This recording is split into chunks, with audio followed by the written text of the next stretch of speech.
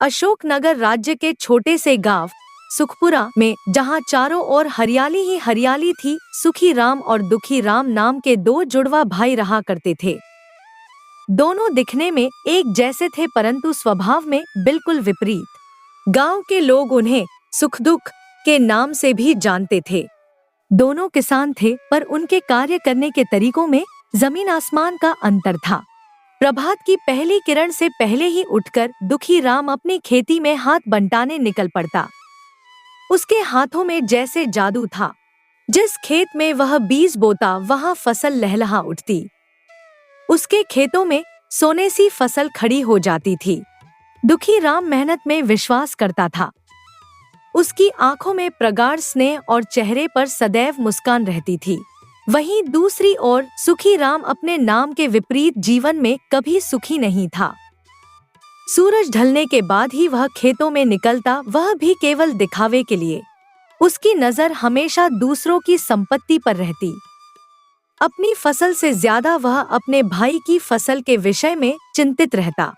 सुखी राम आलस्य और चालाकी का पुतला था। एक शरद पूर्णिमा की संध्या थी।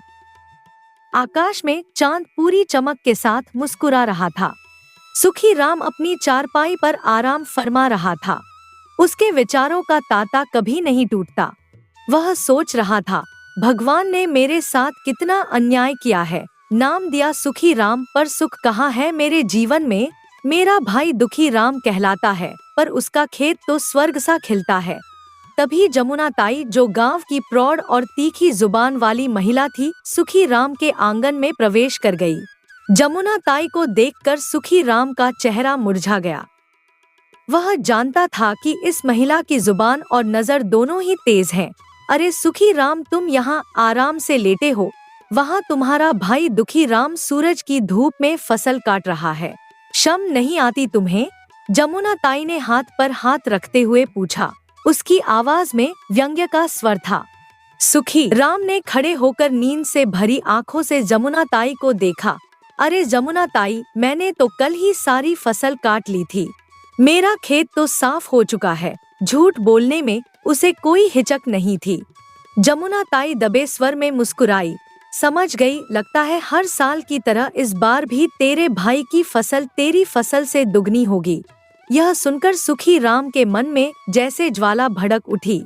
उसके चेहरे पर गुस्से के भाव साफ झलक रहे थे। वह बिना कुछ कहे तेज कदमों से दुखी राम के खेत की ओर चल पड़ा। सूरज की किरणें अब पश्चिम दिशा की ओर झुक रही थी। खेतों में सुनहरी फसल को देखकर किसी भी किसान का मन प्रफुल्लित हो जाता। दुखी राम अपने हाथों से फसल काट रहा था। उसके माथे से पसीने की बूंदें टपक रही थी, पर उसके चेहरे पर संतोष का भाव था।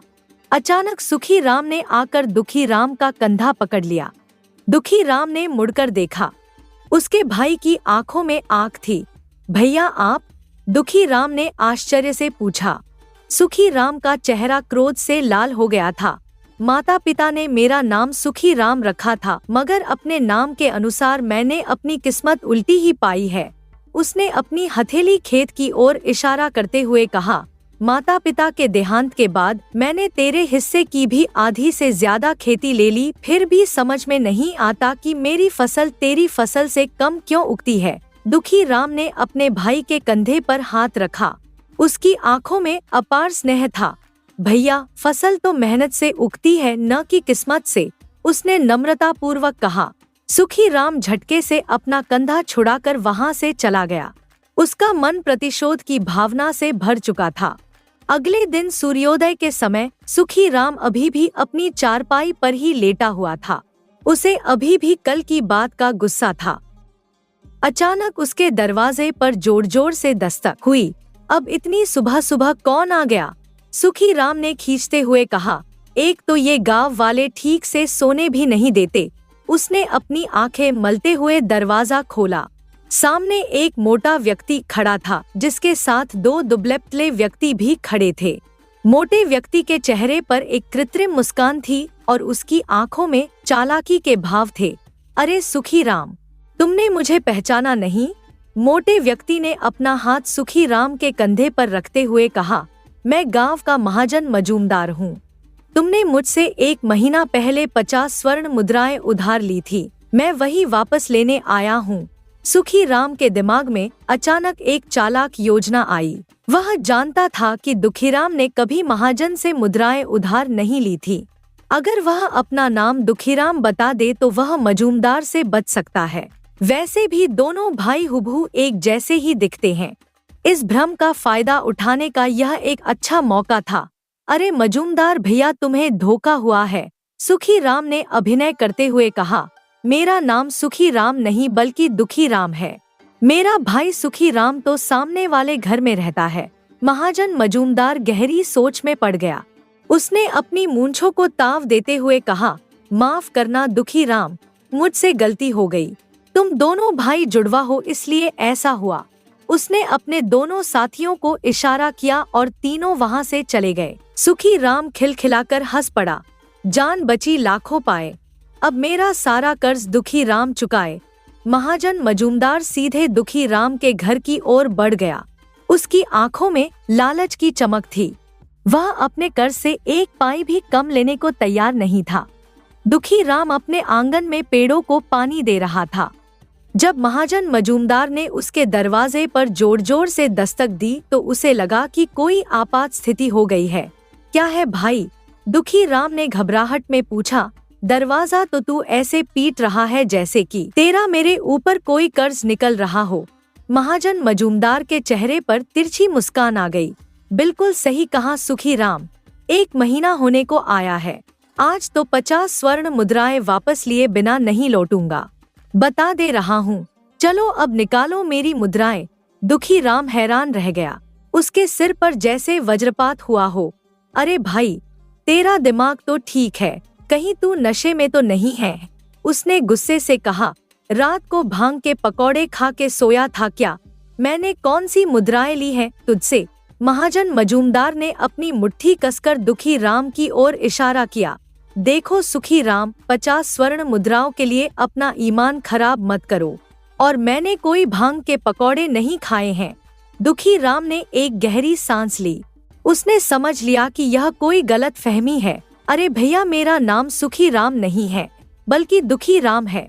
मेरा भाई सुखी राम तो सामने वाले मकान पर रहता है। जाओ, जाकर उससे अपना कर्ज वसूल लो। मेरे माथे में क्यों दर्द कर रहे हो? जाओ यहाँ से। इतना कहकर दुखी राम ने दरवाजा बंद कर दिया। महाजन मजूमदार अपना सिर खुजाते हुए बोला, मगर मैं जहाँ से आया हूँ उसने तो बताया है कि वो दुखी राम है। दुखी राम, सुखी राम, सुखी राम, दुखी राम, अजीब गोरख धंधा है। जब ये दोनों ही दुखी राम है तो फिर सुखी राम कौन है? अरे अरे, मैं पागल हो जाऊंगा। तभी महाजन के 2 साथियों में से एक साथी बोला, अरे महाजन जी, मुझे लगता है जहां हम पहले गए थे वही सुखी राम है, लेकिन वो तो अपने आप को दुखी राम बोल रहा है। मेरे पास एक उपाय है। इतना बोलकर महाजन का दूसरा साथी महाजन के कान में कुछ बताने लगा। महाजन मुस्कुराते हुए बोला, यह तुमने अच्छा उपाय दिया है, कल इसी को अपनाते हैं। अभी चलो यहाँ से, अब देखता हूँ कैसे बचता है यह सुखी राम। अगले दिन सुबह का आकाश नारंगी रंग से रंगा हुआ था। पक्षियों की मधुर आवाज पूरे गांव में गूंज रही थी। सुखी राम अपनी चारपाई पर अभी भी सो रहा था। तभी फिर से महाजन मजूमदार सुखी राम के घर का दरवाजा खटखटाने लगा। सुखी राम चौंक कर उठा। उसके मन में अब भय था कि कहीं महाजन को सच्चाई तो पता नहीं चल गई। उसने जल्दी से दरवाजा खोला। सुखी राम दरवाजा खोलकर महाजन से गुस्से में बोला, अरे भैया, तुम्हें बताया तो था कि मैं सुखी राम नहीं दुखी राम हूँ। महाजन मुस्कुराते हुए बोला, मैं जानता हूँ, इसलिए तो तुम्हारे पास आया हूँ। दरअसल कल मुझसे एक बहुत भारी भूल हो गई। 50 स्वर्ण मुद्राएं तुम्हारी तरफ नहीं बल्कि 100 स्वर्ण मुद्राएं मेरी तरफ तुम्हारी निकल रही हैं। सुखी राम की आंखें चमक उठीं। उसके मन में लालच का भूत सवार हो गया। क्या कह रहे हो? उसने अविश्वास से पूछा। महाजन ने अपनी मोटी गर्दन हिलाते हुए कहा, माफ करना सुखी राम, तुम्हें शायद याद न हो, लेकिन मेरे खाते में लिखा है कि बहुत सालों पहले मैंने सुखी राम से 200 स्वर्ण मुद्राएं उधार ली थी, जिनमें से 100 मैंने उसे लौटा दी और बाकी बची स्वर्ण मुद्राएं मैं तुम्हें आज लौटाने आया हूँ। लेकिन तुम सुखी राम ही हो ना? सुखी राम के चेहरे पर खुशी के भाव थे, उसकी आंखों में लालच की चमक थी। अरे अरे, अगर ऐसी बात थी तो तुम्हें पहले बताना चाहिए था ना। वह जोर से हंसने लगा। मेरा नाम ही सुखी राम है। लाओ जल्दी से मुझे मेरी 100 स्वर्ण मुद्राएं दे दो, और ऐसी भूल दोबारा मत करना। जल्दी निकालो मेरी स्वर्ण मुद्राएं। यह सुनकर महाजन ने अपने दोनों साथियों की ओर इशारा किया। यही है सुखी राम, इसी से तुम्हें मेरी 50 स्वर्ण मुद्राएं वसूलनी है। अब कैसे वसूल करनी है यह तुम जानो। इतना कहकर महाजन वहां से चला गया और महाजन के दोनों साथी सुखी राम को बुरी तरह से पीटने लगे। सुखी राम चीखता हुआ बोला, अरे भैया रुको, अरे हाय, अरे अरे मत मारो भैया, अरे मोरी मियाँ, अरे कूट दियो रे, अरे शरीफ के साथ होशियारी अच्छी नहीं, अरे छोड़ दो भाई, अरे अरे मार डाला रे।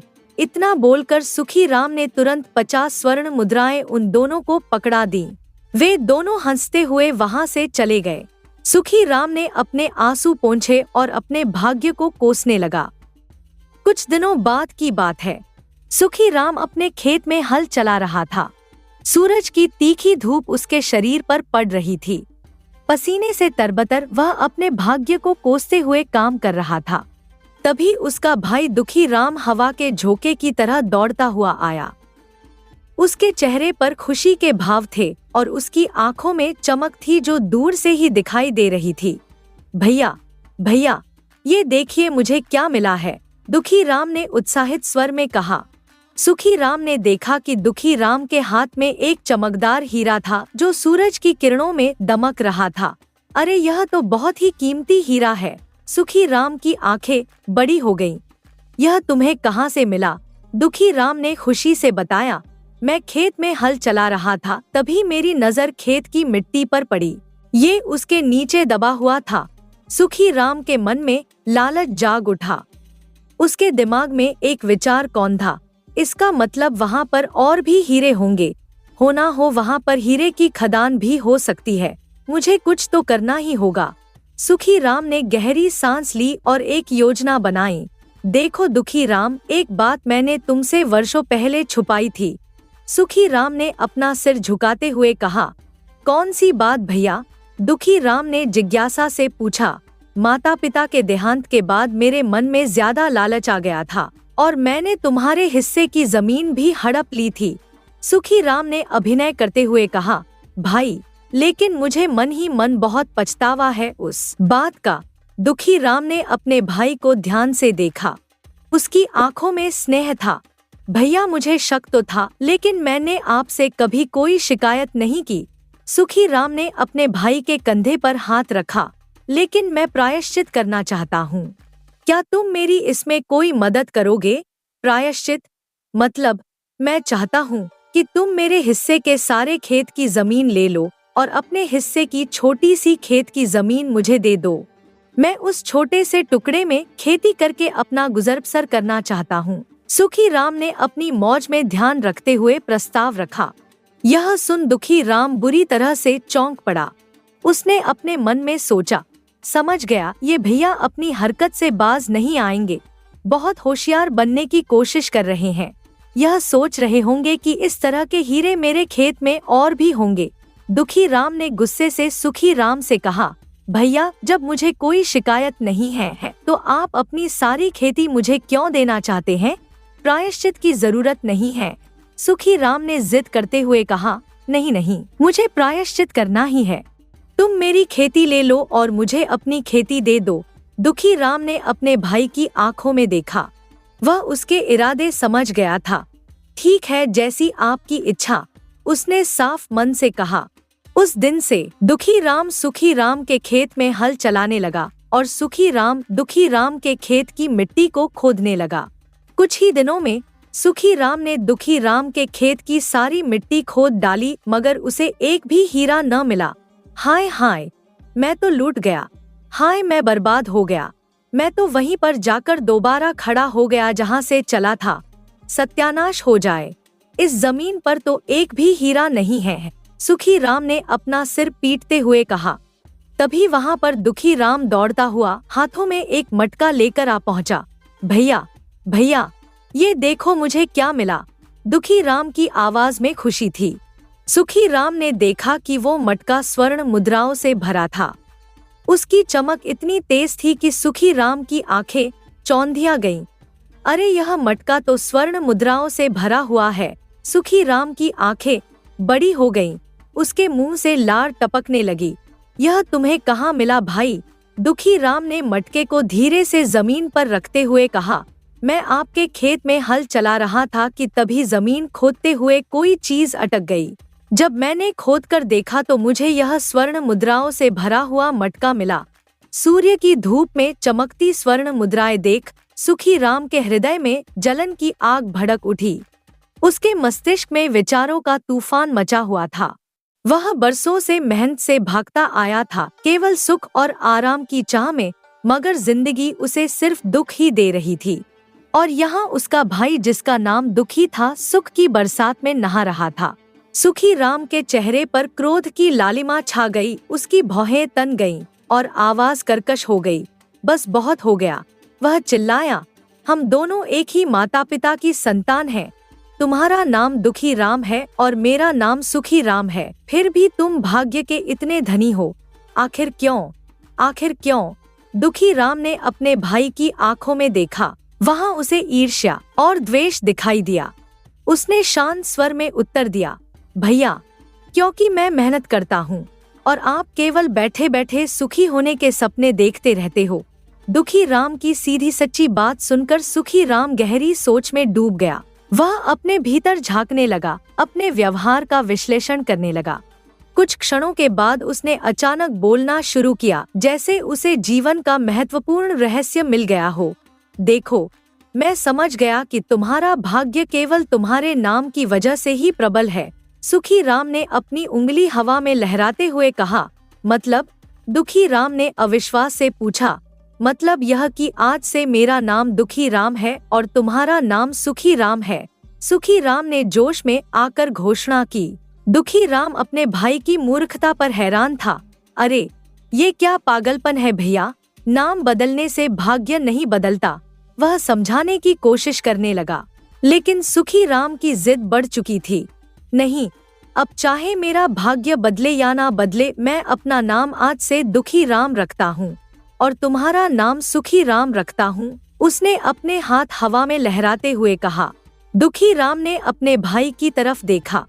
उसके मन में दया और स्नेह की भावना उमड़ी। वह अपने भाई के लिए बहुत कुछ करना चाहता था। भैया, ऐसा है कि मुझे धन का ज्यादा लालच नहीं है। तुम चाहो तो मैं तुम्हें इन स्वर्ण मुद्राओं में से आधी स्वर्ण मुद्राएं देने के लिए तैयार हूँ। उसने प्रस्ताव रखा। सुखी राम ने अपना सिर जोर से हिलाया। नहीं नहीं, भीख नहीं चाहिए मुझे। अब मैंने अपना नाम दुखी राम रख लिया है तो मुझे विश्वास है कि मेरा भाग्य पलट जाएगा। दुखी राम ने अपने भाई की जिद को देखकर एक गहरी सांस ली। जैसी आपकी इच्छा भैया। इतना बोलकर दुखी राम वहां से चला गया। अपने साथ वह मटका भी ले गया जो स्वर्ण मुद्राओं से भरा था। अगले दिन दोपहर का समय था। सूरज अपनी पूरी चमक के साथ आकाश में विराजमान था। गर्मी से पसीना पसीना हुआ सुखी राम, जिसने अब अपना नाम दुखी राम रख लिया था, अपने घर पर लेटा हुआ था। उसके मन में विचारों का तांडव मचा हुआ था। अब मैं दुखी राम हूँ, वह अपने आप से बुदबुदाया। अब मेरा भाग्य बदलेगा। अब मुझे भी सोने के सिक्के और हीरे जवाहरात मिलेंगे। तभी उसके घर का दरवाजा किसी ने जोर जोर से खटखटाना शुरू कर दिया। दरवाजे की आवाज सुनकर वह चौंक गया। अब तो मैंने अपना नाम भी दुखी राम रख लिया है, अब कौन आ गया? उसने खींचते हुए कहा। उसने उठकर दरवाजा खोला। सामने एक बूढ़ा व्यक्ति खड़ा था, जिसकी दाढ़ी सफेद थी और चेहरे पर गंभीरता छाई हुई थी। मैंने तुम्हें पहचाना नहीं, बूढ़े ने अपनी धीमी आवाज में कहा। तुम्हारे लिए जो है बहुत बुरी खबर है सुखी राम। यह सुनकर सुखी राम, जो अब अपने आप को दुखी राम कहता था, बुरी तरह से चौंक पड़ा। उसके मन में विचार आया, मैंने तो अपना नाम कल ही बदल दिया है। मैं अब सुखी राम नहीं बल्कि दुखी राम हूँ। तो फिर मैं यह दुख की खबर क्यों सुनूं? वह तुरंत बोला, देखो भाई, तुम गलत घर पर आ गए हो। मेरा नाम सुखी राम नहीं बल्कि दुखी राम है। सुखी राम मेरे सामने वाले घर पर रहता है। बूढ़ा व्यक्ति अपने सफेद भौहों को सिकोड़ता हुआ कुछ देर तक सुखी राम को देखता रहा, फिर बिना कुछ कहे चुपचाप वहां से चला गया। उसके कदमों में अजीब सी तेजी थी, जैसे वह किसी महत्वपूर्ण कार्य को अंजाम देने जा रहा हो। सड़क पार करके वह सीधे दुखी राम के घर पहुंचा और दरवाजे पर दस्तक दी। आसमान में बादल छाए हुए थे, जैसे किसी अनहोनी की भविष्यवाणी कर रहे हों। दुखी राम, जिसे अब सुखी राम कहा जाने लगा था, अपने आंगन में फूलों को पानी दे रहा था। दस्तक सुनकर वह तुरंत दरवाजे की ओर लपका। उसकी उदार आंखों में हमेशा की तरह अतिथि सत्कार का भाव झलक रहा था। क्षमा कीजिएगा, मैंने आपको पहचाना नहीं, दुखी राम ने विनम्रता पूर्वक कहा, बूढ़े व्यक्ति के चेहरे को गौर से देखते हुए। बूढ़े व्यक्ति ने अपनी सफेद दाढ़ी को सहलाते हुए गंभीर स्वर में कहा, तुम्हारे लिए बहुत बुरी खबर है सुखी राम। दुखी राम कुछ कहने ही वाला था कि तभी उसे कल की घटना याद आ गई। उसके भाई ने अपना नाम दुखी राम रख लिया था और उसका नाम सुखी राम हो गया था। वह अपने मन में मुस्कुराया, कैसा विचित्र खेल है यह। मेरा नाम तो आज से सुखी राम है। दुखी राम ने अपने कंधे सीधे करके बूढ़े व्यक्ति से पूछा, क्या बुरी खबर है बाबा? उसके स्वर में संयम और धैर्य था, जैसा कि उसके स्वभाव में था। बूढ़े व्यक्ति ने आंखें झुकाकर कहा, कल अचानक तुम्हारे बूढ़े चाचा का निधन हो गया है। उसकी आवाज में दुख का भाव था। उनकी कोई संतान नहीं थी, इसलिए अंतिम संस्कार की प्रक्रिया तुम्हें ही पूरी करनी है। दुखी राम के चेहरे पर गहरे दुख के भाव छा गए। उसने अपने हाथ जोड़कर प्रणाम किया, हे भगवान, उनकी आत्मा को शांति दे। बूढ़े व्यक्ति ने हाथों को आपस में रगड़ते हुए आगे बताया, और तुम्हारे बूढ़े चाचा के नाम बहुत सारी संपत्ति थी। उन्होंने अपनी सारी संपत्ति मरने से पहले सुखी राम मतलब कि तुम्हारे नाम कर दी थी। अब से उस सारी संपत्ति के वारिस तुम ही हुए। यह सुनकर दुखी राम चौंक गया। उसके चेहरे पर आश्चर्य और अविश्वास के भाव साफ दिखाई दे रहे थे। वह गहरी सोच में डूब गया और फिर धीरे से बोला, लेकिन चाचा जी ने सारी संपत्ति सुखी राम मतलब कि मेरे ही नाम क्यों की? बूढ़े व्यक्ति ने थोड़ा सा झुककर जैसे कोई राज की बात बता रहा हो कहा, वो हमेशा कहते थे कि उनके 2 भतीजे हैं। दुखी राम तो मेहनती है और उसके खेत में फसल भी अच्छी होती है, मगर उसका जुड़वा भाई यानी कि सुखी राम, वो एक आलसी व्यक्ति है जो ठीक से मेहनत नहीं करता। उन्हें तुम्हारा बहुत बुरा लगता था बेटा, इसीलिए उन्होंने अपनी सारी संपत्ति तुम्हारे नाम कर दी। बूढ़े की आंखों में एक अजीब सी चमक थी। अब जल्दी चलो, उनके अंतिम संस्कार की तैयारी करनी है, बूढ़े ने उसका हाथ थामते हुए कहा। दुखी राम ने एक नजर अपने घर पर डाली, मानो उससे विदा ले रहा हो, और बूढ़े व्यक्ति के साथ वहां से चल दिया। उसके कदमों में एक अजीब सा उत्साह था, परंतु चेहरे पर गंभीरता थी। सड़क के उस पार सुखी राम, जो अब अपने आप को दुखी राम कहता था, अपने दरवाजे की खिड़की से दुखी राम को जाते हुए देख रहा था। उसकी आंखों में ईर्ष्या की आग जल रही थी और होठों पर व्यंग्य की मुस्कान थी। मूर्ख कहीं का, सुखी राम ने अपने आप से कहा, दांत पीसते हुए। पता नहीं कौन बूढ़ा व्यक्ति है जो उसके साथ चला जा रहा है। कौन जाने क्या बकवास कर दिया होगा उसने मेरे भाई को। इतना बोलकर सुखी राम फिर से लेट गया, मानो उसे कोई परवाह ही न हो। तभी जैसे भाग्य को सुखी राम का यह रवैया पसंद न आया हो, उसके घर का दरवाजा फिर से जोर जोर से खटखटाने लगा। आवाज इतनी तेज थी कि पूरा घर गूंज उठा। अरे, अब कौन आ गया? सुखी राम खींचकर चिल्लाया। दिन में भी चैन से लेटने नहीं देते। उसने बड़बड़ाते हुए दरवाजे की ओर कदम बढ़ाए। सुखी राम ने जैसे ही दरवाजा खोला, सामने एक सैनिक खड़ा था। उसकी वर्दी चमचमा रही थी और चेहरे पर राजसी वैभव की झलक थी। वह राजमहल का संदेश वाहक लग रहा था। क्या तुम्हारा ही नाम दुखी राम है? सैनिक ने गंभीर स्वर में पूछा, अपने हाथ में पकड़े कागज को देखते हुए। सैनिक को देखकर सुखी राम चौंक गया। उसके मन में एक क्षण के लिए अपना असली नाम बताने का विचार आया, लेकिन तभी उसे कल की घटना याद आ गई। उसने अपने नाम को बदल दिया था, वह अब दुखी राम था। सुखी राम ने गर्व से छाती फुलाते हुए कहा, हाँ, मेरा ही नाम दुखी राम है। उसकी आवाज में एक अजीब सा आत्मविश्वास था। महारानी ने तुम्हें याद किया है, सैनिक ने औपचारिक स्वर में कहा। लेकिन महारानी को मुझसे क्या काम पड़ गया? सुखी राम ने अविश्वास से पूछा। उसकी आंखों में एक अजीब सी चमक थी। सैनिक ने अपना सिर थोड़ा झुकाते हुए कहा, देखो, महाराज विक्रम किसी विशेष कार्य से राज्य के बाहर गए हैं, इसलिए राज्य का सारा कार्य रानी रुक्मिणी ही संभाल रही है। उन्होंने तुम्हें बतौर अतिथि अपने महल में बुलाया है। यह सुनकर सुखी राम के चेहरे पर मुस्कान फैल गई। उसका हृदय खुशी से नाच उठा। अरे वाह! वह प्रसन्नता से चिल्लाया, नाम बदलते ही मेरे तो दिन बदल गए। इसका मतलब मेरा भाग्य पलट गया। उसकी आवाज में विजय का स्वर था। सुखी राम तुरंत उस सैनिक के साथ सीधे महल की ओर चल दिया। उसके कदमों में एक अजीब सा उछाल था, जैसे उसे पता हो कि आज उसका भाग्य चमकने वाला है। रास्ते भर वह सोचता रहा कि महारानी उसे किस प्रकार का सम्मान देंगी। शायद उसे कोई विशेष उपहार मिलेगा या फिर राज्य का कोई महत्वपूर्ण पद।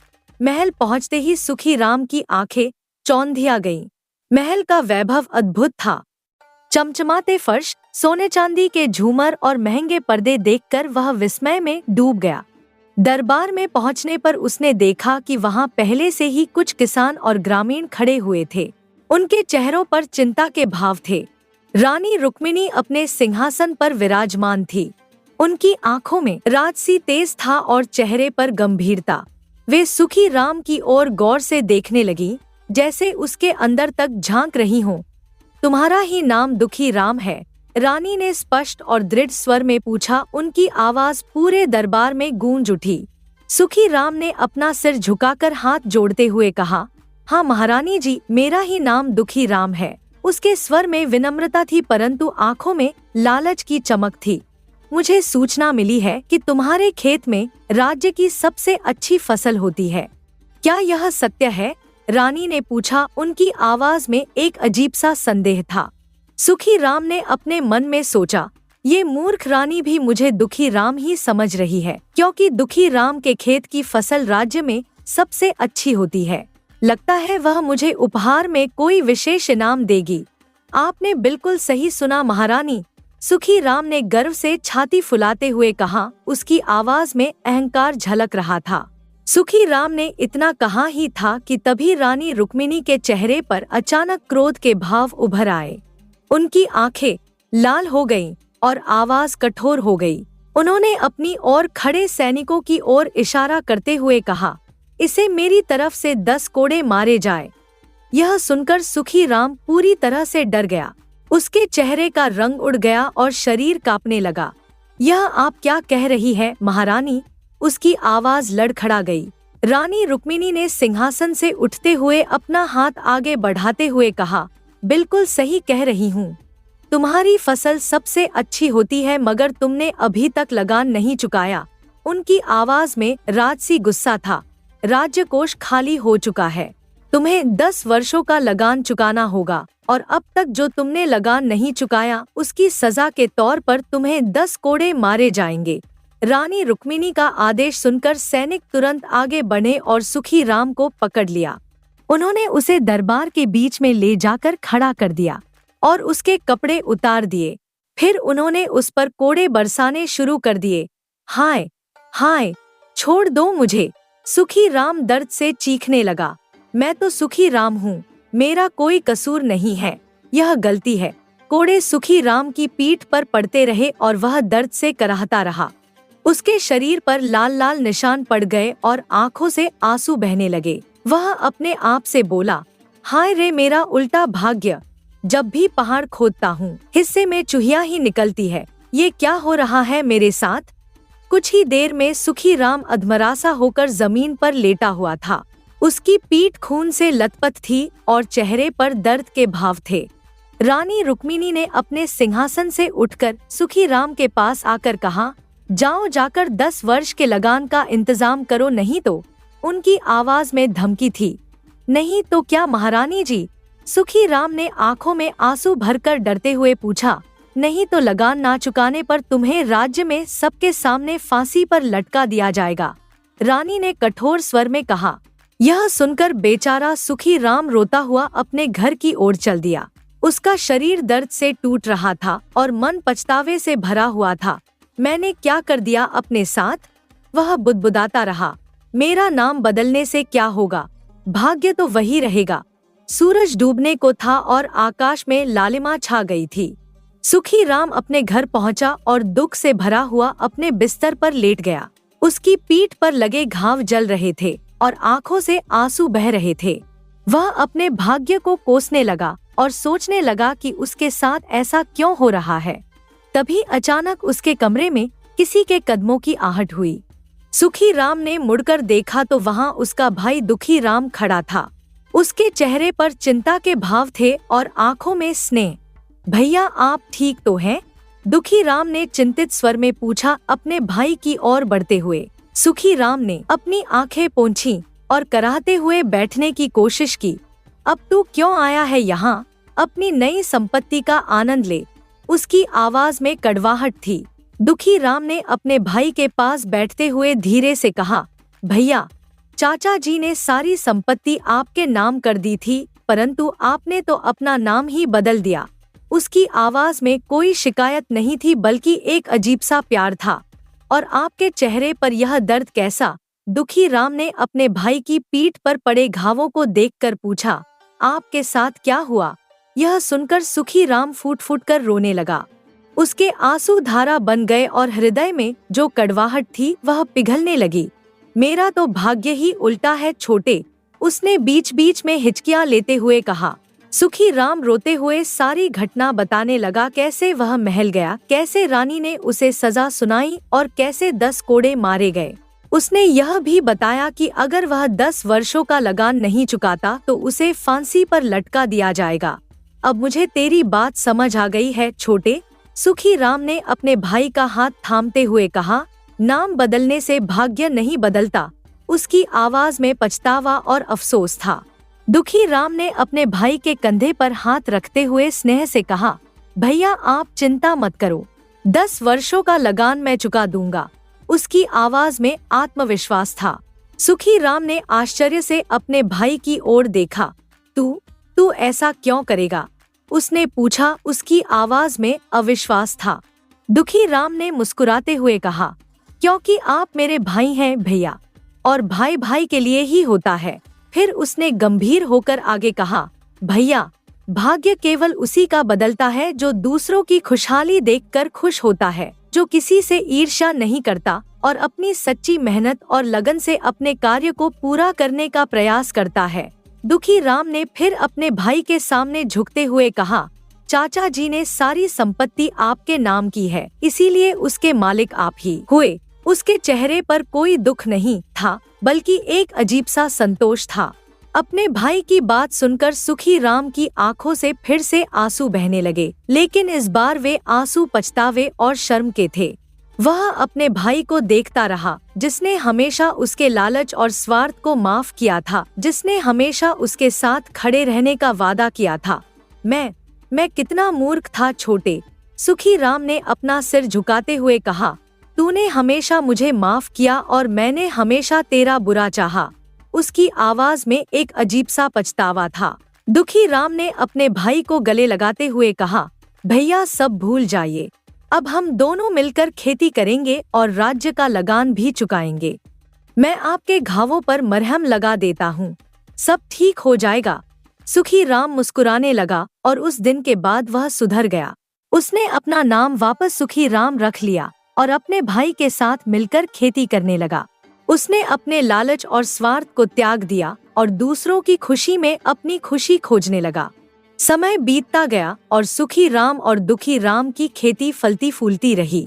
उन्होंने मिलकर राज्य का सारा लगान चुका दिया और उनके खेतों की फसल राज्य में सबसे अच्छी होने लगी। लोग उनसे प्रेरणा लेने लगे और उनकी कहानी पूरे राज्य में प्रसिद्ध हो गई। अंत में दोनों भाइयों ने समझ लिया कि नाम नहीं बल्कि कर्म से भाग्य बनता है।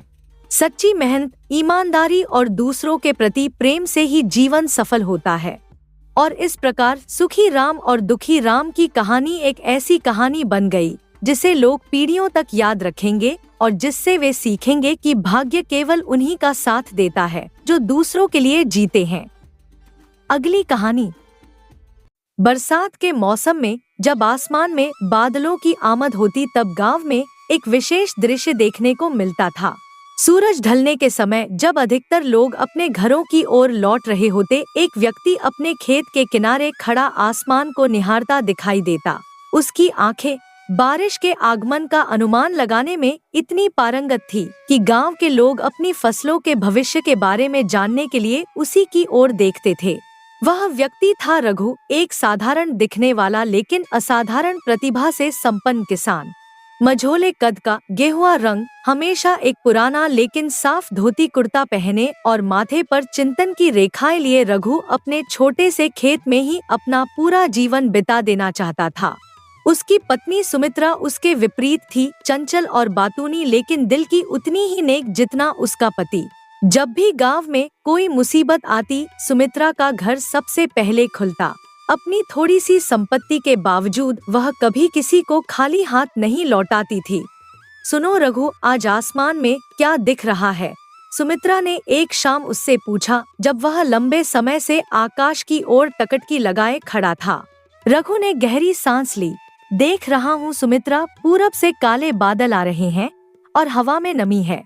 कल सुबह तक बारिश होगी और वह भी अच्छी वाली। हमारी फसल के लिए यह बहुत शुभ संकेत है। सुमित्रा मुस्कुराई। तुम्हारी इस कला के आगे तो गांव के सबसे बड़े पढ़े लिखे लोग भी नतमस्तक हैं। पिछली बार जब तहसीलदार साहब अपनी बड़ी बड़ी किताबें और यंत्र लेकर आए थे तब भी उनका अनुमान गलत निकला और तुम्हारा सही। रघु के चेहरे पर एक शांत मुस्कान उभरी। यह कोई कला नहीं है सुमित्रा, यह तो मिट्टी से जुड़े होने का परिणाम है। जब आदमी अपने पूरे मन से धरती माँ की सेवा करता है तो धरती भी उसके साथ बात करने लगती है। उनका छोटा सा घर जिसकी मिट्टी की दीवारें और फूस की छत थी, गांव के छोर पर था। उसके सामने ही उनका वह छोटा सा खेत था जिस पर रघु का पूरा परिवार निर्भर था। यह खेत सिर्फ जमीन का एक टुकड़ा नहीं था बल्कि रघु के परिवार की कई पीढ़ियों की मेहनत, संघर्ष और सपनों का गवाह था। गांव के दूसरे छोर पर एक बड़ा सा पक्का मकान था जिसकी ऊंची ऊंची दीवारें और लोहे के मजबूत फाटक थे। यह था ठाकुर सुखदेव सिंह का आवास। गांव के सबसे धनी और रसूखदार व्यक्ति ठाकुर साहब की नजर हमेशा से ही गांव की अच्छी जमीनों पर थी। उनकी तोंद और मूंछें जितनी बड़ी थी, उनका दिल उतना ही छोटा था। एक दिन जब रघु अपने खेत में मूंग की बुआई कर रहा था, ठाकुर सुखदेव अपने 2 चमचों के साथ वहां पहुंचे। उन्होंने अपने घोड़े को एक पेड़ से बांधा और रघु की ओर बढ़े जिसके माथे पर पसीने की बूंदें चमक रही थी। अरे रघु भाई, ठाकुर ने जोरदार आवाज में कहा, अपनी मूंछों को ऐंठते हुए, इस छोटे से खेत में इतनी मेहनत क्यों कर रहे हो? धूप में पसीना बहा बहा कर आखिर कितना कमा लोगे? इतनी मेहनत से क्या तुम अपनी तकदीर बदल पाओगे? रघु ने उनकी ओर देखा। उसकी आंखों में एक अजीब सा विश्वास झलक रहा था। नमस्ते ठाकुर साहब, उसने विनम्रता से कहा अपने हाथों को झाड़ते हुए। आज आपका इधर कैसे आना हुआ? इससे अच्छा कोई बड़ा काम क्यों नहीं सोचते जहां कम मेहनत में ज्यादा फायदा हो? ठाकुर ने रघु के सवाल को अनदेखा करते हुए कहा। रघु ने अपनी पसीने से भीगी पगड़ी सिर से उतारी और धीरे से कहा, ठाकुर साहब, यही खेत मेरी जिंदगी है। बचपन से लेकर आज तक मैंने अपनी हर सांस, अपना हर पल इसी मिट्टी के सहारे जिया है। उसकी आंखों में गहरी भावना थी, जैसे वह अपने दिल की बात कह रहा हो। यही खेत मेरे बच्चों का भविष्य है, मेरे परिवार का सहारा है। इसके हर बीज में मेरे पसीने की बूंदें मिली हुई हैं। इसी की बदौलत मेरे घर का चूल्हा जलता है और मेरे अपनों के चेहरे पर मुस्कान आती है। रघु की आवाज धीरे धीरे भावुक होती गई। अगर यह खेत ना रहा तो समझिए मेरी जिंदगी की सारी उम्मीदें भी खत्म हो जाएंगी। ठाकुर सुखदेव ने अपने होठों पर एक चालाकी भरी मुस्कान लाते हुए रघु के कंधे पर हाथ रखा। मैं तो कहता हूँ, यह खेत मुझे बेच दो और मेरे यहाँ काम पर लग जाओ। तुम्हें अपनी जमीन जोतने की तकलीफ भी नहीं उठानी पड़ेगी और मैं तुम्हें अच्छी कीमत भी दूंगा। ठाकुर ने रघु को आंखों ही आंखों में आंकते हुए कहा, इससे तुम्हें मेहनत कम करनी पड़ेगी और आमदनी भी बढ़ जाएगी। सोचो यह सौदा तुम्हारे लिए कितना फायदेमंद रहेगा। लेकिन रघु को अपनी जमीन किसी भी हाल में नहीं बेचनी थी। वह जानता था कि जमींदार मीठी मीठी बातें और लालच देकर उसे बेवकूफ बनाने की कोशिश कर रहा है। रघु ने अपने पैरों के निशानों को देखते हुए गहरी सांस ली। उसकी आंखों में एक नया संकल्प झलक रहा था। ठाकुर साहब, यह खेत मेरे दादाजी की दी हुई अनमोल निशानी है। यह सिर्फ जमीन नहीं, बल्कि मेरे पूर्वजों की मेहनत, सपने और संघर्ष की विरासत है। मैं इसे किसी भी कीमत पर नहीं बेच सकता। फिर रघु के चेहरे पर एक अजीब सी चमक आई। बल्कि मैंने काफी सोच विचार के बाद एक ऐसी अनोखी तरकीब निकाली है जिससे इस खेत की उपज पहले से कहीं अधिक बढ़ेगी और हमें दुगनी कमाई होगी। अब यह जमीन केवल हमारा गुजारा चलाने का साधन नहीं रहेगी, बल्कि हमारी समृद्धि और भविष्य को संवारने का जरिया बनेगी। ठाकुर सुखदेव यह सुनकर हैरान रह गया। उसने पहले कभी ऐसा नहीं सुना था। ऐसी कौन सी फसल है जो कम जमीन में दुगुनी होगी? उसने मन ही मन सोचा। उसकी जिज्ञासा और भी बढ़ गई। यह बात उसकी समझ से परे थी, लेकिन वह इस राज से पर्दा उठाना चाहता था। उसने ठान लिया कि किसी भी हाल में यह पता लगाना होगा कि रघु आखिर कौन सी फसल की बात कर रहा है। अगले ही दिन जब रात का अंधेरा चारों ओर छा गया और सब लोग गहरी नींद में थे, ठाकुर सुखदेव चुपचाप अपने घर से निकला। उसके चेहरे पर लालच और उत्सुकता के भाव साफ झलक रहे थे। उसने काले रंग का कपड़ा ओढ़ रखा था ताकि रात के अंधेरे में कोई उसे पहचान न सके। वह धीरे धीरे कदम बढ़ाते हुए रघु के घर की ओर बढ़ने लगा। हर कदम पर सतर्कता बरत रहा था, कहीं कोई कुत्ता भौंक न दे या कोई जाग न जाए। अगर गांव के लोगों ने उसे इस हालत में देख लिया तो उसकी इज्जत का क्या होगा? यह सोचकर ही उसके माथे पर पसीना आ गया। सावधानी से छुपते छुपाते वह रघु की झोंपड़ी के पास पहुंचा और दीवार की आड़ में खड़ा होकर भीतर की हलचल पर ध्यान लगाने लगा। उसकी सांसें तेज हो रही थी, दिल जोरों से धड़क रहा था। वह पूरी तरह सतर्क था ताकि कोई उसे देख न ले। अब बस उसे इंतजार था कि रघु कुछ ऐसा कहे जिससे इस राज का खुलासा हो सके। झोंपड़ी के अंदर मिट्टी के तेल की छोटी सी लालटेन की मंद रोशनी में रघु और सुमित्रा बातचीत कर रहे थे। रघु फावड़ा लेकर अपने खेत में जाने की तैयारी कर रहा था। वह खेत की मिट्टी की गहराई को सोचते हुए फावड़ा उठाने के लिए झुका ही था कि उसकी पत्नी, जो घर के कामों में व्यस्त थी, अचानक उसकी तरफ मुड़ी। रघु, सुनिए तो सही, उसने कहा अपने हाथ साड़ी से पोंछते हुए। आप खेत में काम करने जा रहे हैं, लेकिन जरा यह तो सोचिए कि इस बार फसल अच्छी होगी या नहीं। पहले की तरह मेहनत करने से क्या फायदा अगर हमें फिर से अच्छे परिणाम न मिले? रघु ने अपनी पत्नी को चकित होकर देखा, फिर आसपास नजर दौड़ाते हुए धीरे से बोला, अरे सुमित्रा, तुम जरा धीरे बोलो। इतनी जोर से बोलोगी तो गांव वाले जाग नहीं जाएंगे क्या? जैसे ही रघु ने यह कहा, ठाकुर सुखदेव ने अपने कानों को और भी ध्यान से रघु की झोंपड़ी की दीवार से सटा दिया। उसका चेहरा उत्सुकता से तमतमा रहा था। रघु आगे बोला, तुम्हें पता है, मैंने कम जमीन में ज्यादा फसल उगाने की एक ऐसी तरकीब निकाली है जो पहले कभी किसी ने नहीं सोची। उसकी आंखें चमक रही थी। तुम देखना, इस बार मैं इतना अनाज पैदा कर दूंगा कि गांव के सारे गोदाम भर जाएंगे। इतना ज्यादा अनाज होगा कि 5 साल तक भी खत्म नहीं होगा। उसका उत्साह देखते ही बनता था। मेरे इस नए प्रयोग से सब हैरान रह जाएंगे और सबको पता चलेगा कि सही सोच और मेहनत से किसी भी मुश्किल को पार किया जा सकता है। ठाकुर सुखदेव यह सुनकर और भी बेचैन हो गया। उसने सोचा, मुझे रघु से पहले यह तरीका पता लगाना होगा। यह सोचकर वह खेत में जाकर छुप गया ताकि किसी को पता न चले कि वह क्या करने जा रहा है। अगली सुबह सूरज की सुनहरी किरणें खेतों पर फैल चुकी थी। नीले आसमान में सफेद बादल तैर रहे थे और ठंडी हवा पेड़ों के पत्तों को सरसराने पर मजबूर कर रही थी। रघु और सुमित्रा अपने खेत में काम कर रहे थे। उधर ठाकुर सुखदेव उनकी बातें सुनने के लिए पास के एक बड़े पेड़ के पीछे छुपा हुआ था। रघु अपने खेत की मिट्टी को हाथों में लेकर महसूस कर रहा था और सुमित्रा उसके पास खड़ी थी। दोनों के बीच बातचीत चल रही थी जिसे ठाकुर बड़े ध्यान से सुन रहा था। कहाँ से शुरू करूं? कैसे करूं? रघु चिंतित स्वर में बोला। यह जमींदार का खेत भी नहीं, मेरा सारा काम बिगाड़ देगा। अगर मेरे खेत की फसल ज्यादा हुई तो उसका कुछ हिस्सा जमींदार के खेत में चला जाएगा और फिर वह बिना मेहनत के फसल ले लेगा। रघु की आंखों में चिंता के भाव थे। यह मेरे लिए नुकसानदायक होगा। जो मेहनत मैंने की है उसका लाभ कोई और कैसे उठा सकता है? उसने अपने हाथों को किसी ठोस फैसले पर पहुंचते हुए मुट्ठी में भींच लिया। इसलिए मैं जमींदार से साफ कहूंगा कि अपने खेत में दीवार बनवा ले ताकि मैं अपनी फसल पूरी तरह से और सुरक्षित तरीके से उगा सकूं। अगर दीवार नहीं बनी तो मेरा काम असंभव हो जाएगा और मेरे सारे प्रयास बेकार चले जाएंगे।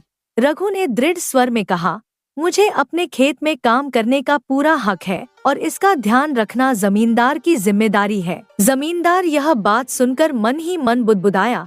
अच्छा बेटा, तो यह बात है। अब देखना मैं तुम्हें कैसे मजा चखाता हूँ। तुम खेती तो अपने खेत में करोगे लेकिन फसल काटूंगा मैं। यह कहकर जमींदार वहाँ से अपने घर लौट गया, मन में एक नई चाल बुनते हुए। उसकी आंखों में एक खतरनाक चमक थी, जैसे उसने कोई बड़ी साजिश रच ली हो। अगले दिन सुबह होते ही रघु जमींदार के घर पहुंचा। जमींदार का घर गांव के सबसे ऊंचे हिस्से पर था जहां से पूरा गांव नजर आता था, लेकिन उसे घर के मुख्य द्वार तक जाने की अनुमति नहीं मिली। पहरेदारों ने उसे बाहर ही रोक दिया। थोड़ी देर बाद जमींदार सुखदेव अपने बरामदे में आकर खड़े हो गए। उनके चेहरे पर गुस्से और अहंकार के भाव स्पष्ट थे। रघु ने हाथ जोड़कर विनम्रता से कहा, जमींदार साहब, मैं आपसे एक जरूरी बात करने आया हूँ। जमींदार ने हुंकार भरते हुए कहा, हाँ हाँ, तुम चाहे जितनी भी जरूरी बातें कह लो, जितनी भी दलीलें दे लो, लेकिन मैं अपने खेत में कोई दीवार खड़ी नहीं करूँगा। यह मेरा फैसला है और इसे कोई नहीं बदल सकता। अब बात खत्म, मुझे और कोई बहस नहीं करनी। तुम अपने घर जाओ और मुझे मेरा काम करने दो। मेरे पास बहुत सारा काम है और मैं बेकार की बातों में समय नहीं गंवाना चाहता। रघु ने परेशानी से अपना माथा खुजलाया। उसकी आंखों में हैरानी थी। लेकिन जमींदार साहब, मैंने तो आपसे ऐसा कुछ भी नहीं कहा। फिर आप मुझसे इस तरह की बातें क्यों कर रहे हैं? क्या किसी ने आपको कोई गलत फहमी में डाल दिया है? उसने जमीन पर नजरें गड़ाकर कहा, मैं तो हमेशा आपकी इज्जत करता आया हूँ और कभी भी ऐसी कोई बात कहने की हिम्मत नहीं कर सकता। कृपया मेरी बात पर भरोसा करें, मैं सच कह रहा हूँ। जमींदार के चेहरे पर चालाकी भरी मुस्कान दौड़ गई। हाँ, मुझे पहले से ही पता था कि तुम यही कहने वाले हो।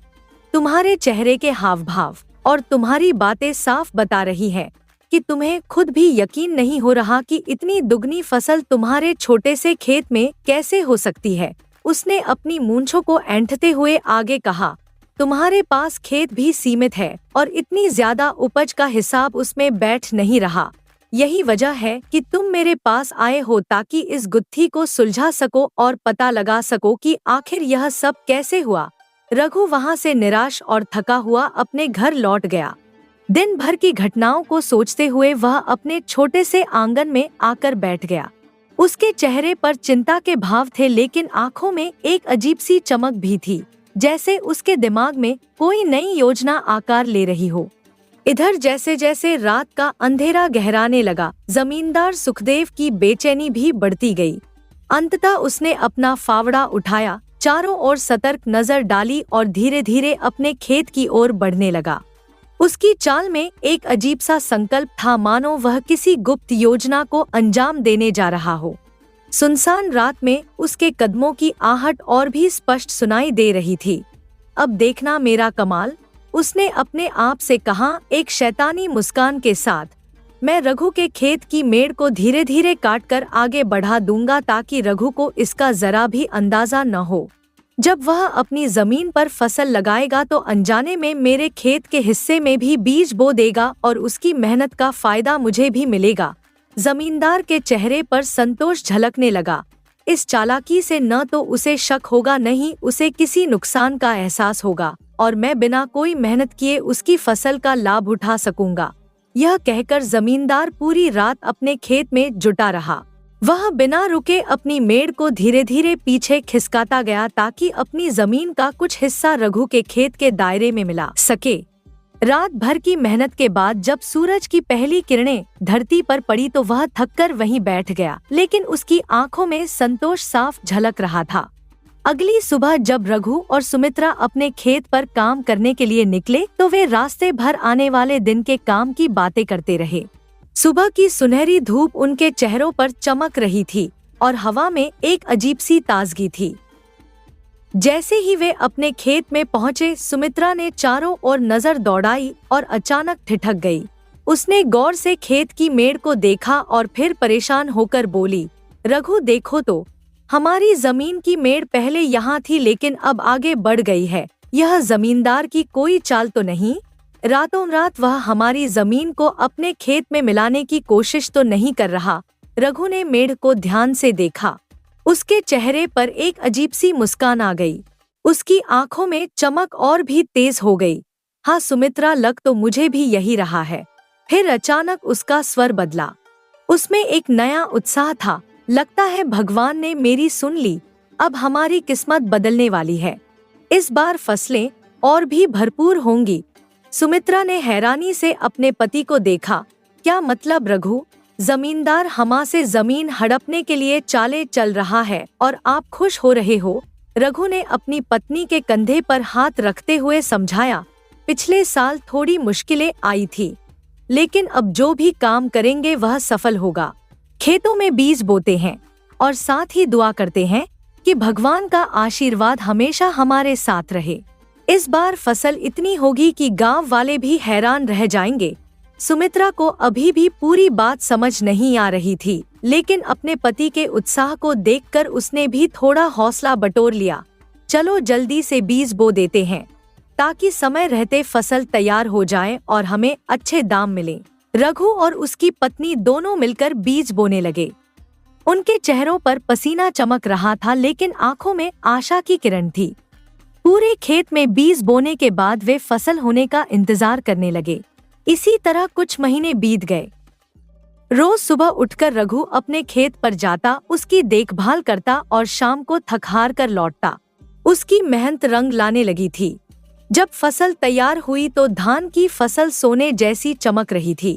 पूरा खेत धान से लहलहा रहा था। एक दिन जब रघु फसल की कटाई की तैयारी कर रहा था, तभी जमींदार वहां आया। उसके चेहरे पर गर्व और अहंकार के भाव थे।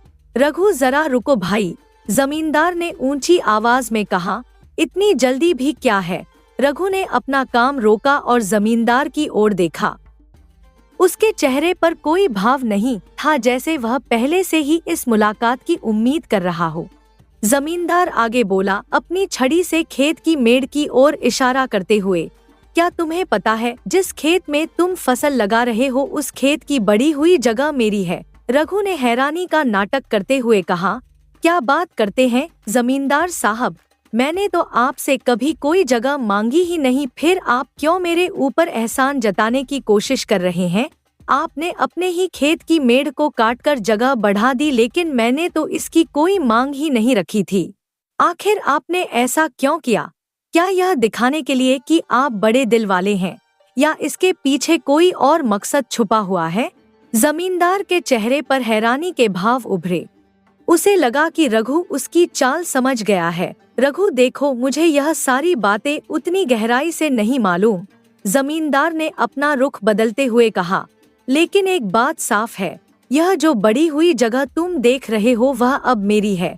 फिर उसने अपनी असली नीयत जाहिर कर दी। असल में मैंने ही अपने खेत की मेढ़ को थोड़ा पीछे खिसका लिया था ताकि तुम्हारी फसल की जड़ें मेरे खेत में आ जाए।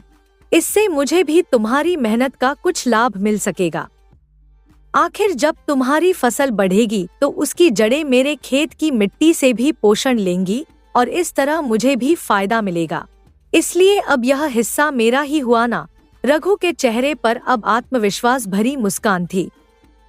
उसने धीरे से कहा, अच्छा तो बात यह है जमींदार साहब, मैंने भी यही तरकीब सोची थी, क्योंकि मेरे पास खेत कम थे और कम जमीन में दुगनी फसल उगाना आसान नहीं था। लेकिन आपने तो मेरी सोच को न सिर्फ समझ लिया बल्कि अपना भी लिया। फिर उसका स्वर और भी आत्मविश्वास से भर गया। मैंने न तो आपसे खेत बढ़ाने को कहा, नहीं कभी शिकायत लेकर आपके पास आया। फिर भी आपने अपनी जमीन की मेड़ पीछे खिसका ली क्यों?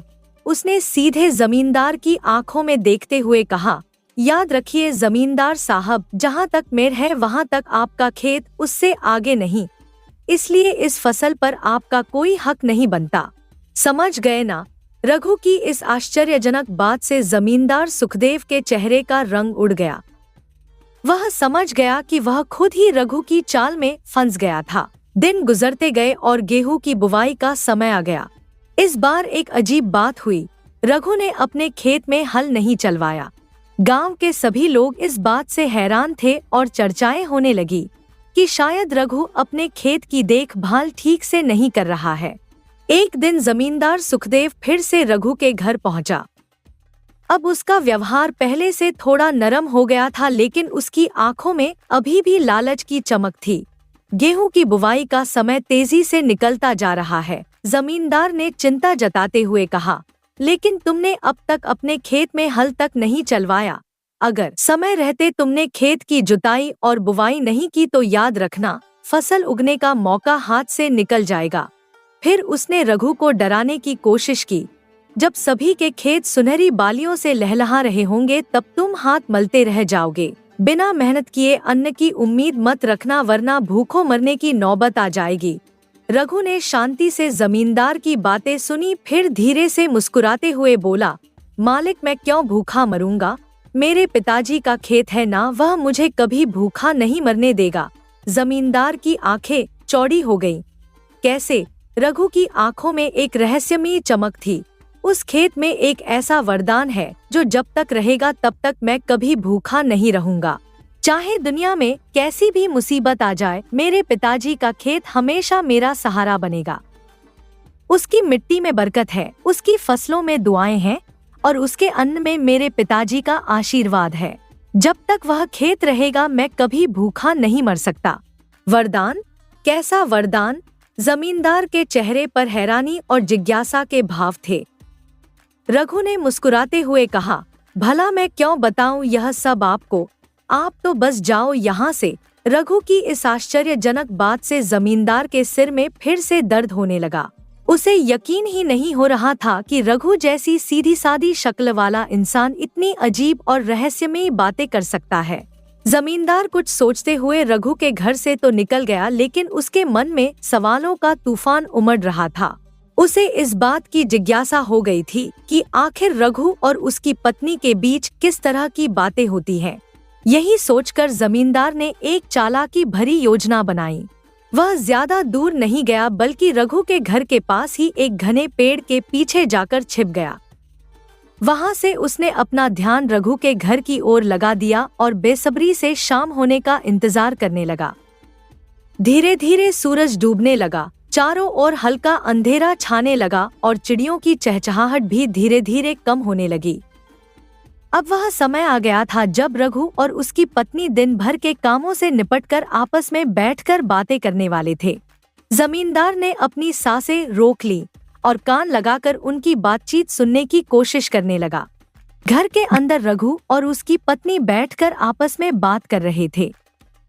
कुछ देर बाद रघु की पत्नी ने रघु से पूछा, सुनिए जी, पिताजी ऐसा कौन सा अद्भुत वरदान देकर गए हैं जो यह खेत हमें भूखा नहीं मरने देगा?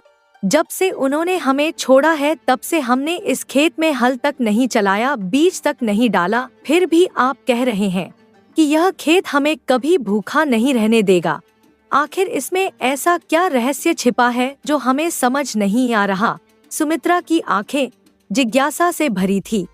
क्या सच में पिताजी की कोई अनदेखी शक्ति इस खेत की मिट्टी में समाई हुई है, या फिर उनके कहे शब्दों के पीछे कोई गहरा अर्थ छिपा है जिसे हम अब तक समझ नहीं पाए? रघु ने अपनी पत्नी की ओर देखा, फिर आसपास नजर दौड़ाकर धीमी आवाज में कहा, अरे तुम जोर जोर से मत चिल्लाओ सुमित्रा, यह बात बहुत गोपनीय है। अगर किसी ने सुन लिया तो सारा काम बिगड़ जाएगा और हमारा राज खुल जाएगा। हमें बेहद सावधानी बरतनी होगी। जमींदार के कान और भी चौकन्ने हो गए। उसके दिल की धड़कनें तेज हो गई, जैसे कोई बड़ा खुलासा होने वाला हो। रघु आगे बोला, अपनी आवाज को और भी धीमा करते हुए, देखो मैं अब और इंतजार नहीं कर सकता। आज मैं तुम्हें सच बता ही देता हूँ। वह थोड़ा और झुककर बोला, हमारे खेत में पिताजी ने बरसों पहले सोने के सिक्कों से भरा हुआ एक मटका बड़ी ही चालाकी से जमीन के अंदर गाड़ दिया था। यह कोई मामूली खजाना नहीं है, बल्कि हमारी आने वाली जिंदगी को पूरी तरह बदल सकता है। जमींदार की आंखें चमक उठीं, उसके मन में लालच की आग और भी भड़क उठी। रघु आगे बोला, इसलिए इस बार मैंने अपने खेत की जुताई नहीं की। अगर मैं हल चलाता तो कहीं न कहीं यह खजाना जमीन के नीचे और दब जाता या किसी और की नजर उस पर पड़ जाती। उसकी आवाज में उत्साह था। सोचो, खेतीबाड़ी करके हम सालों साल मेहनत करते, लेकिन अगर हमें यह सोने का मटका मिल जाए तो हमारी जिंदगी पूरी तरह से बदल जाएगी। हमें कभी भी किसी चीज की कमी नहीं होगी, कोई चिंता नहीं रहेगी। बस अब सही वक्त का इंतजार है। हमें इसे बहुत ध्यान से और बिना किसी को शक होने दिए निकालना होगा, ताकि यह खजाना सिर्फ हमारा ही बना रहे। इतना सुनते ही जमींदार के शरीर में एक अजीब सी ऊर्जा दौड़ गई। सोने का मटका, उसने अपने मन में सोचा। कोई आश्चर्य नहीं कि रघु इतना आत्मविश्वासी है और मुझे बेवकूफ बना रहा था। तो अच्छा बेटा, जमींदार ने अपने आप से कहा, अब यह बात समझ में आई। लेकिन सुन, मैं आज रात को ही तुम्हारे खेत से सोने का मटका निकाल लेता हूँ और फिर देखता हूँ कि तुम बिना सोने के कैसे जिंदा रहते हो। देखूंगा तुम दिन रात क्या खा पी कर अपनी जान बचाते हो। उसकी आंखों में लालच की आग धधक रही थी। और अगर तुम्हें लगता है कि तुम बिना सोने के कुछ खास कर सकते हो तो यह तुम्हारी सबसे बड़ी भूल है। तुम्हारे खेत में जो कुछ भी है वह सब मेरे लिए होगा और तुम कुछ भी नहीं कर पाओगे। फिर देखना तुम कितना बचते हो बिना सोने के। फिर क्या जमींदार रात के अंधेरे में चुपके से अपना फावड़ा लेकर रघु के खेत में पहुंच गया। उसकी आंखों में एक अजीब सी चमक थी, जैसे उसने किसी बड़े खजाने का पता लगा लिया हो। जमींदार ने बिना किसी डर के खेत के कोने से खुदाई शुरू कर दी। उसकी खामोश और चालाक हरकतें यह बताती थी कि वह रघु को धोखा देने की फिराक में था। खेत का एक हिस्सा धीरे धीरे खुदता चला गया और जमींदार का चेहरा ताजगी और साजिश से भरा हुआ था। उसे इस बात की परवाह नहीं थी कि अगर रघु जाग गया तो क्या होगा, क्योंकि उसकी नीयत पूरी तरह से बुरी थी। कई घंटे की मेहनत के बाद भी उसे सोने का मटका नहीं मिला। उसका धैर्य टूटने लगा था। अगर मैं इस तरह फावड़े से खेत खोदता जाऊं तो 2 दिनों में भी मटका नहीं मिलेगा, उसने सोचा, पसीने से तरबतर होकर। फिर उसके दिमाग में एक नया विचार आया। ऐसा करता हूँ, हल से पूरा खेत ही जोत देता हूँ, क्योंकि हल से खेत में गहरी जुताई होती है और जमीन को सही तरीके से तैयार किया जाता है। फिर जब खेत पूरी तरह से जुत जाएगा तो मटका मुझे आसानी से मिल जाएगा और मेहनत का फल भी जल्दी मिलेगा। इस तरह मुझे ज्यादा मेहनत भी नहीं करनी पड़ेगी और मटका मिलने में भी देर नहीं लगेगी। जमींदार ने हल से पूरा खेत जोत डाला, लेकिन उसे कहीं पर भी सोने का मटका नहीं मिला। वह काफी थक चुका था, लेकिन उसकी उम्मीदें अब भी कायम थी। खेत के एक कोने से दूसरे कोने तक उसने खोज की, मगर कहीं भी उसे सोने का मटका नहीं मिला। जब रात गहरी हो गई और चांद की रोशनी में खेत की मिट्टी से उठती हल्की सी खुशबू फैलने लगी, तब वह निराश होकर घर लौट आया। लेकिन अगले दिन सूरज की पहली किरण के साथ उसकी गुस्से में जलती आंखें और भी ज्यादा चमक उठीं। सुबह सुबह वह रघु के घर गया और दरवाजे पर खड़ा होकर जोर से बोला, रघु, तेरा क्या खेल है? मैंने पूरे खेत को हल से जोत डाला, लेकिन कहीं भी मुझे सोने का मटका नहीं मिला। अब तू मुझे बता, यह मटका आखिर है कहाँ? कहीं नहीं मिला, ऐसा कैसे हो सकता है? रघु ने जमींदार की ओर देखा। उसकी आंखों में एक अजीब सी शांति थी। वह धीरे से बोला, जमींदार जी, आपने पूर्व और उत्तर की दिशा में ठीक से नहीं देखा होगा। जब तक आप उन दिशाओं में ध्यान से खोज नहीं करेंगे तब तक सही तरीके से इसका पता नहीं लगा पाएंगे। मैं अब खुद जाकर देखता हूँ, क्योंकि मुझे पूरा विश्वास है कि वह वहाँ कहीं न कहीं जरूर मिलेगा। जमींदार का धैर्य जवाब दे गया। अरे बेवकूफ, तुम जाते कहाँ हो? मैंने तो हर कोना छान मारा, हर दिशा में खुदाई कर डाली, पूर्व से पश्चिम तक, उत्तर से दक्षिण तक जमीन का एक एक टुकड़ा खोद डाला, हर पेड़ पौधे के नीचे देखा, मगर कहीं भी मुझे वह मटका नहीं मिला। उसका चेहरा लाल हो गया था। मैंने अपनी पूरी ताकत, अपना पूरा हुनर लगा दिया, फिर भी वह हाथ नहीं आया। क्या यह कोई छलावा था, कोई मायाजाल, या फिर तूने मुझे धोखा दे दिया? अब तो मेरा दिमाग भी चकरा गया है। रघु धीरे से मुस्कुराया, जैसे कोई बड़ा रहस्य खुलने वाला हो। मालिक, अगर खेतों में सोना होता तो मैं सोना निकालकर खुद जमींदार न बन जाता। वह तो मैंने अपनी बीवी का दिल बहलाने के लिए ऐसा कहा था। फिर उसने जमींदार के चेहरे को ध्यान से देखा और पूछा, लेकिन जमींदार साहब, एक बात मुझे समझ में नहीं आ रही है। यह बात आपको किसने बताई? जमींदार हकला गया, उसका चेहरा पीला पड़ गया। यह मुझे कौन बताएगा? मैं क्या तुम्हारे घर पर था जो मुझे पता चल जाएगा? वह तो मुझे सपना आया था, इसलिए मैं तुम्हारे खेत में सोने का मटका ढूंढने गया था। रघु के होठों पर एक चतुर मुस्कान खिल गई। जमींदार समझ गया कि वह फंस चुका है। बेचारा जमींदार मूर्ख बनकर वहां से चला गया। इस तरह रघु ने अपनी बुद्धि से न सिर्फ अपने खेत को बड़ा कर लिया, बल्कि जमींदार से अपने खेत में हल भी चलवा लिया। जब जमींदार चला गया तब सुमित्रा ने रघु से पूछा, आपने यह सब क्यों किया? आखिर आपका मकसद क्या था?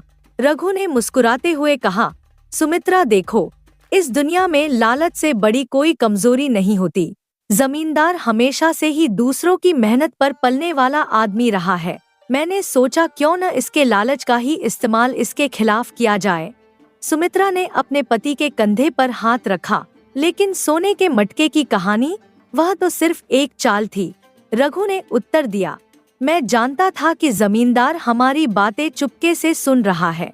उसके लालच और धोखेबाजी के कारण ही हमेशा गरीब और मेहनतकश लोग पीड़ित होते हैं।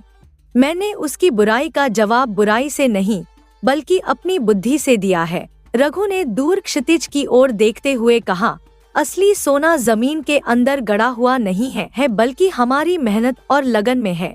दूसरों की मेहनत का फल छीनने वाले लोगों को कभी सच्ची शांति नहीं मिलती। जमींदार ने हमारी जमीन हड़पने की कोशिश की, लेकिन उसने अनजाने में ही हमारी जमीन को पहले से भी ज्यादा उपजाऊ बना दिया। सुमित्रा की आंखों में चमक आ गई। आप सच कहते हैं रघु, मेहनत और ईमानदारी से किया गया काम ही असली धन है। और जमींदार ने तो हमारे लिए बिना मूल्य के कष्ट उठाए। रघु ने अपनी बीवी का हाथ थामते हुए कहा, हाँ सुमित्रा, और इसी मेहनत से हम अपनी जमीन को और अच्छी फसलों से भरेंगे। अगली फसल के लिए हमारे पास अब पहले से बढ़ी हुई जमीन है और जुता हुआ खेत भी। दोनों के चेहरे पर संतोष की एक मीठी मुस्कान थी।